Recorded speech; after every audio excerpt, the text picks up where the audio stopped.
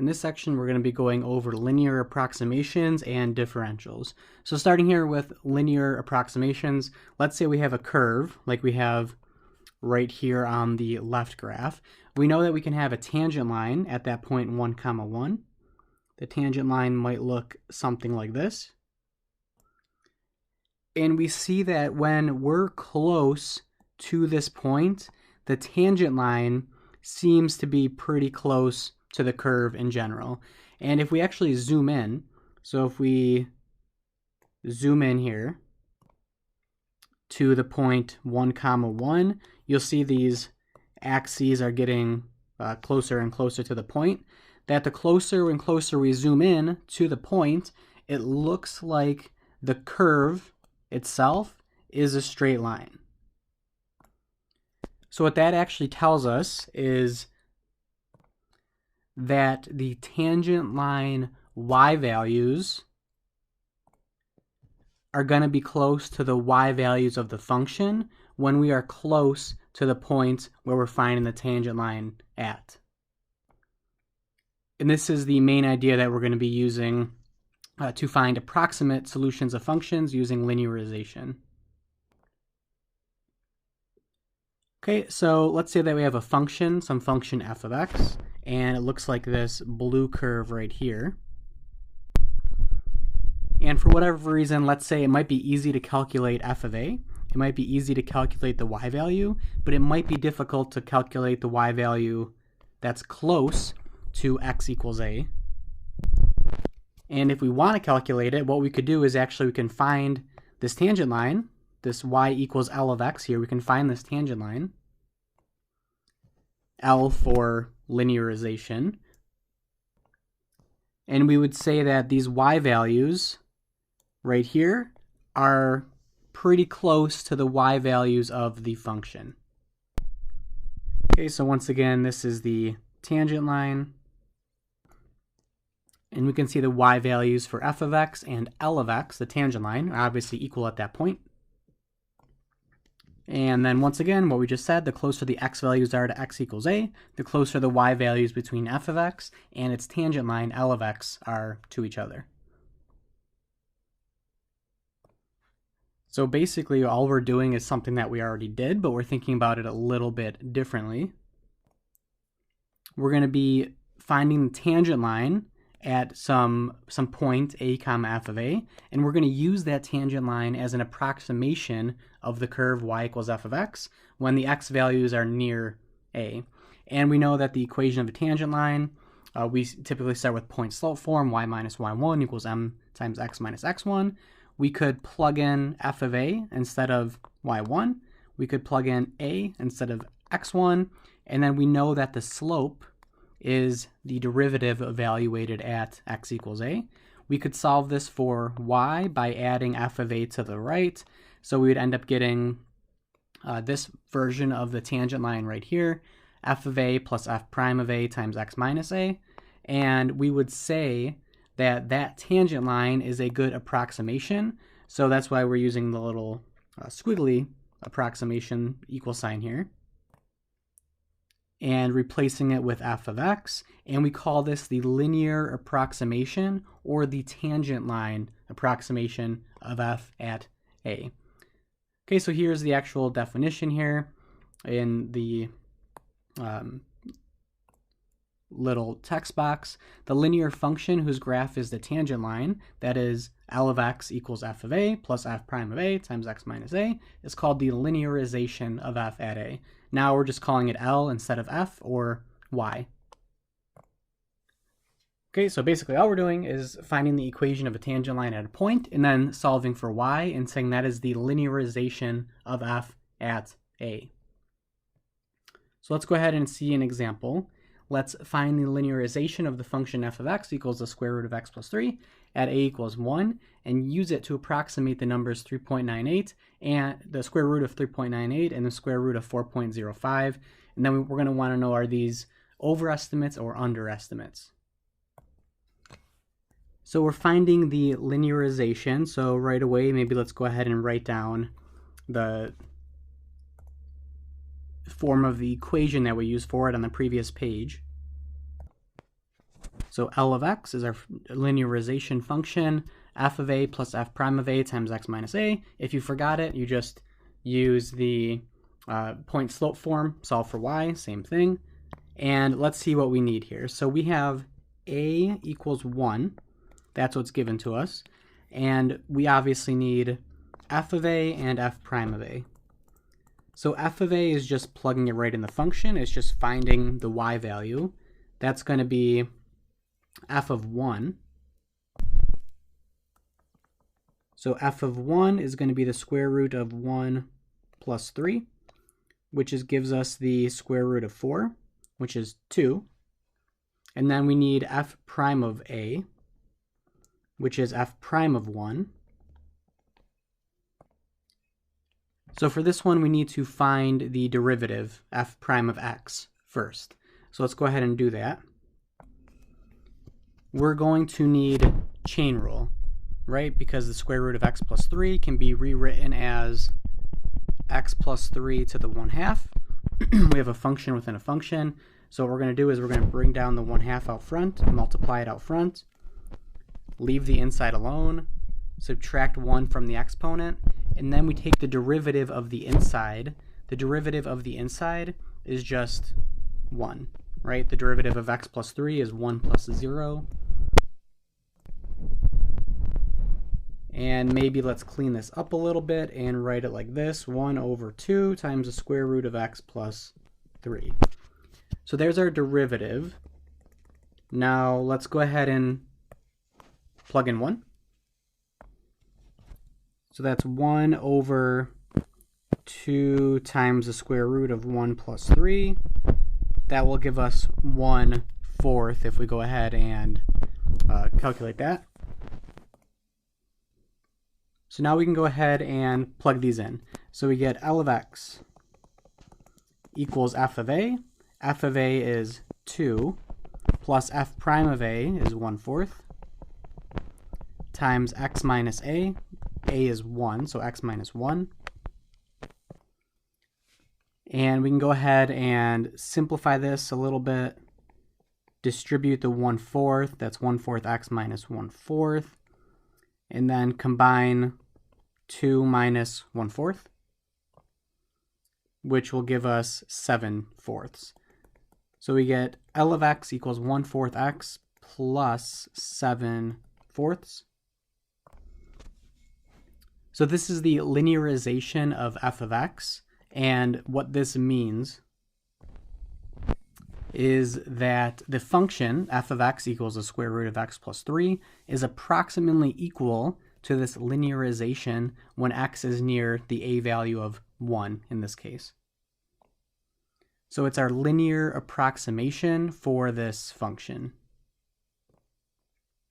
So before we answer, there was 2 other little mini questions here. Before we answer those, let's go take a look at this graph down here.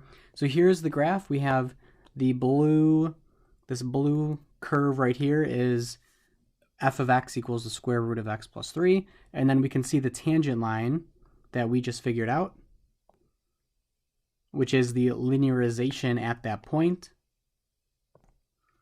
So we can see that the function in the tangent line, the function in that linearization, the y values are very close to each other when x is close to 1. But in this case, the further and further that we get from 1, the functions are no longer as close to each other, right? And that's how it typically will be in general.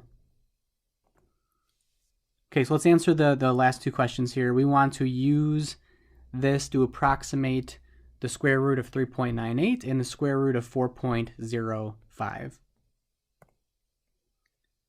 So we're going to find the approximation for the square root of 3.98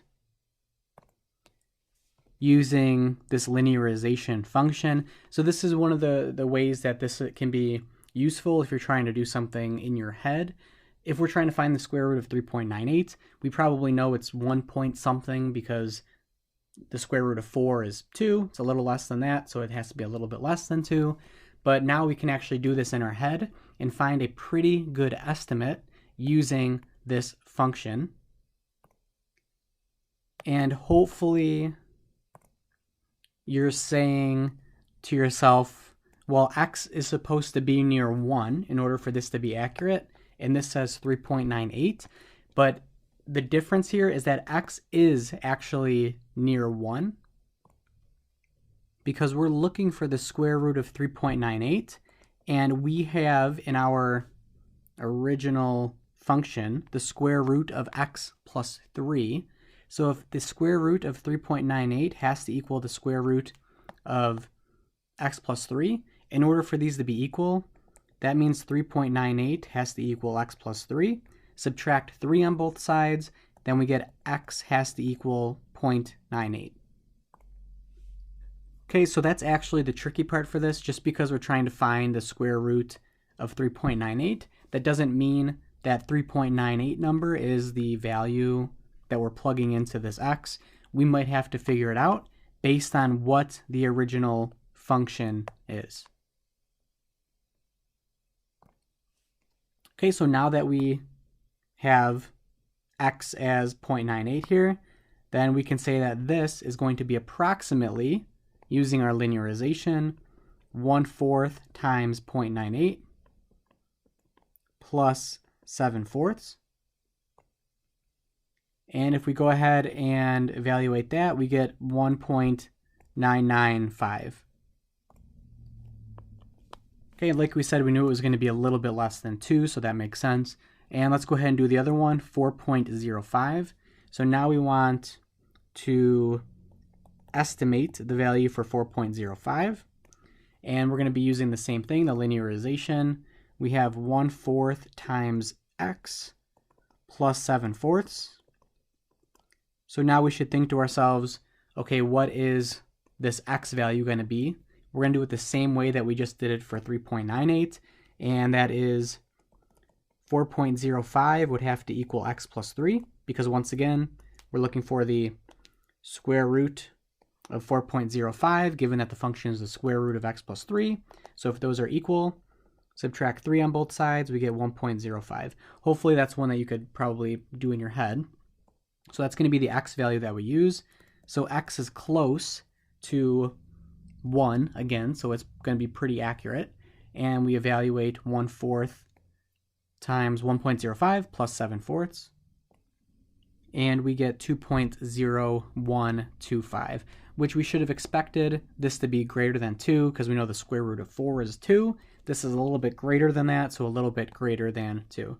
So the last part of this question was, are these going to be an overestimate or an underestimate? Because remember, this is just an approximation. It's not 100% accurate.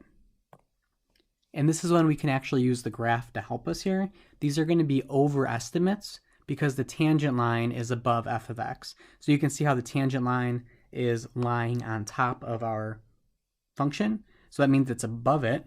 So that means these values are going to be just a little bit more than the actual values. So maybe go ahead and do that, type those into the calculator, and compare the values that you get.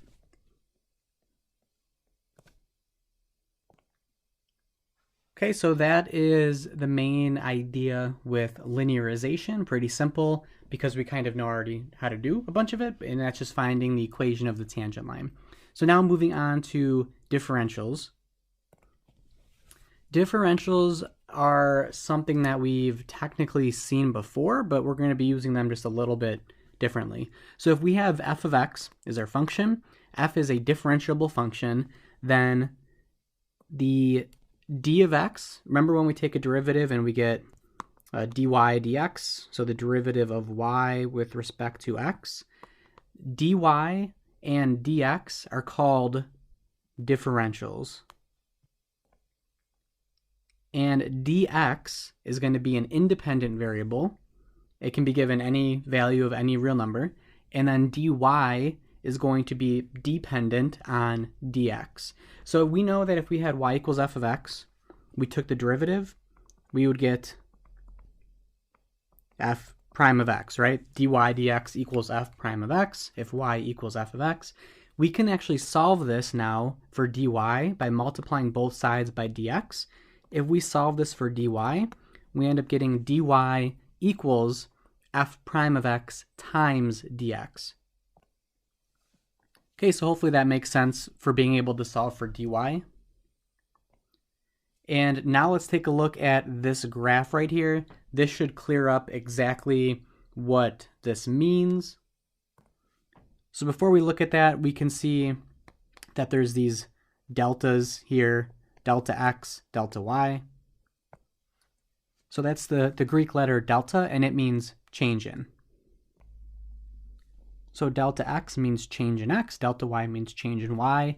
It is how much it changed in that interval. So maybe you remember the other delta that we use in epsilon delta proofs. One is uppercase and one is lowercase. They just happen to not look alike at all. Okay, so now that we know that notation, let's take a look at the graph. So let's say we have some value x and we have some value delta x. So this value would be x plus delta x, right? All this means is the change in x. How did x change from where it started to where it ended? So that is delta x. Something that's written right here is very, very important. D of x, the differential d of x, equals the change in x. Okay, so that's easy enough. The differential d of x is equal to just the change in x, this number minus this number. The tricky thing here is to remember what we just wrote down. dy does not equal the change in y values.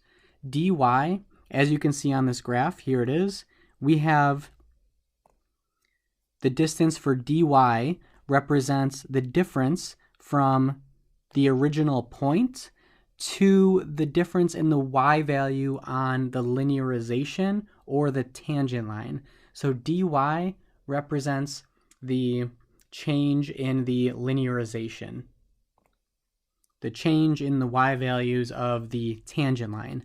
The change in y, so if we take a look now at the change in y, which is right here, the change in y is the change in the y values on the function itself. So if you didn't notice, y equals f of x, the blue curve is the function f of x, and then this red curve is the tangent line, L of x. Okay, so delta y is just the change in the y values of the function itself, and then dy is the change in the y values of the tangent line over that same x distance, delta x. So we actually know how to find dy because we just said right above, dy equals f prime of x times dx. Okay, so that's very, very important. Dx equals delta x, but dy does not equal delta y, or dy does not equal delta y. Okay, so once again, one more thing before we do the example. We have four things of interest here. We have delta x, and we have delta y, and then we have dx, and we have dy. Dx equals delta x, and dy does not equal delta y. And like I mentioned, but I wrote it down right down here, dy represents the amount of change that the tangent line rises or falls over that interval, and then delta y represents the amount that the curve f of x rises or falls over that same interval. Okay, so let's go ahead and see just one example here. We want to compare the values of delta y and dy if y is f of x, which is x cubed plus x squared minus 2x plus 1, and we have these different values of x changing from 2 to 2.05 and then 2 to 2.01. So we want to find delta y and dy. So let's start with delta y. Delta y is actually very easy. All it is the change in the y values for these x values. So that's going to be, if you want to write it, you can as y2 minus y1. That's going to be the function value for 2.05 minus the function value for 2. So all we have to do is evaluate f of 2 and f of 2.05 using the function. So all we have to do is plug it into this function. If we evaluate f of 2, we would end up getting 9. And if we evaluate f of 2.05, we get 9.717625. So all we have to do here is go ahead and plug this in.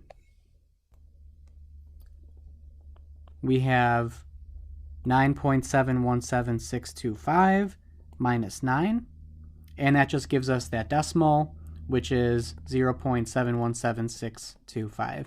So that's just saying delta y, the change in y values from one point to another, in this case is 0.717625. Now let's go ahead and find dy, the differential dy.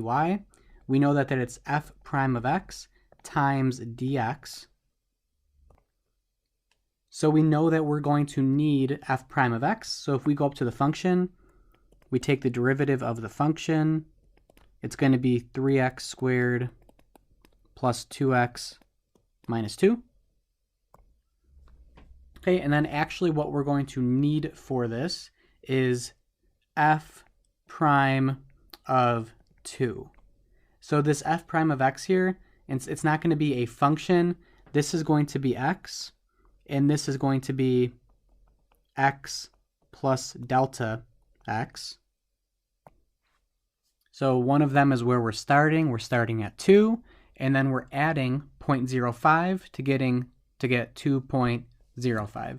So when we're finding f prime of x in this case, what you always have to do is you have to use the one that you're starting with, which is 2. So f prime of 2, all we have to do is plug it in this function, and we should end up getting 14. So plug that in, f prime of 2 is 14, and now we're going to have 14 times d of x. So remember, d of x is actually very easy to find. D of x is delta x. Delta x is just the change in the x coordinates. So it's just going to be 2.05 minus 2, which is 0.05. Probably something that you could do in your head. So that's our d of x, 0.05. And that gives us 0.7. So now we can see that the question wanted us to compare these values. We have delta y is 0.717625, and dy is 0.7. So remember, delta y is the change in the y values for the function from x equals 2 to x equals 2.05, and dy is the change in the tangent line, the change in the y values for the tangent line from, or rather the tangent line for x at x equals 2 using the dx of 0.05. So we can see that delta y is a little bit larger in this case. So let's take a look, before we do the last example, let's take a look at the graph. So here's the graph. We have it zoomed in. As we can see, the blue line is the curve, the red line is the tangent line. The tangent line at x equals 2. So we can see that the delta y here, so here's delta y.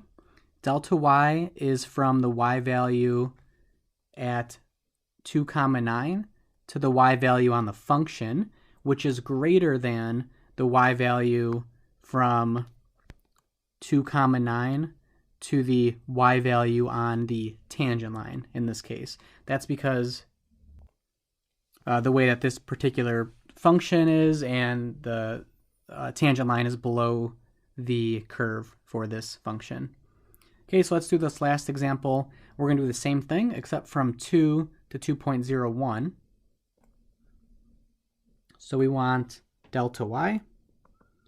We know delta y, once again, is just going to be the difference in the y values for these x coordinates. So that's going to be the function evaluated at 2.01 minus the function evaluated at 2. And we already said that f of 2 was 9, if we evaluate the function at 2.01, we would get 9.140701. So we go ahead and subtract those, 9.140701 minus 9, and we get the decimal 0.140701. And now let's go ahead and find dy. We know dy is f prime of x times dx, and once again, our x is 2, and then the 2.01 is x plus whatever delta x is, which hopefully is obvious just by looking at it. So we can find f prime of 2, which we actually found in the first one, so we can just reuse that. We got 14. And that's going to be 14 times dx, so we have to figure out what dx is, and we know that dx is the same as delta x, which is just the difference in these x coordinates, which is 0.01. So that's going to be 14 times 0.01, which is 0.14. Okay, so we have our delta y. We want to compare these values. Delta y is 0.140701, and dy is 0.14. And just like before, and for the same reasoning as before, delta y is just a little bit larger than dy. So we should make the assumption here, we could make the assumption, for the most part, if delta x gets smaller and smaller, then these values should get closer and closer. Okay, so that is it for this chapter.